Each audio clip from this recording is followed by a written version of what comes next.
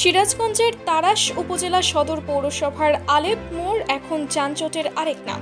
প্রতিদিন এই মোড়ে তীব্র যানজট লেগে থাকে, যা স্থানীয় বাসিন্দা, ব্যবসায়ী এবং পথচারীদের জন্য অসহনীয় দুর্ভোগের কারণ হয়ে দাঁড়িয়েছে। সরেজমিনে দেখা যায় আলেপ মোড়ে ৩ রাস্তার সংযোগস্থলে কোনো ট্রাফিক ব্যবস্থাপনা নেই। Easy bike, rickshaw, van, CNG এবং ব্যক্তিগত গাড়ির এলোমেলো চলাচল যানজটকে আরও বাড়িয়ে তুলছে। বিশেষ করে সকাল থেকে সন্ধ্যা পর্যন্ত এই মোড়ে যান চলাচল প্রায় স্থবির হয়ে পড়ে।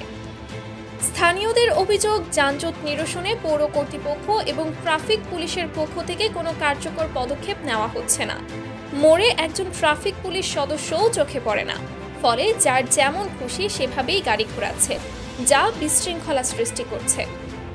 এক পথচারী জানান, প্রতিদিন এই মোড় পার হতে আমাদের অনেক সময় নষ্ট হয়।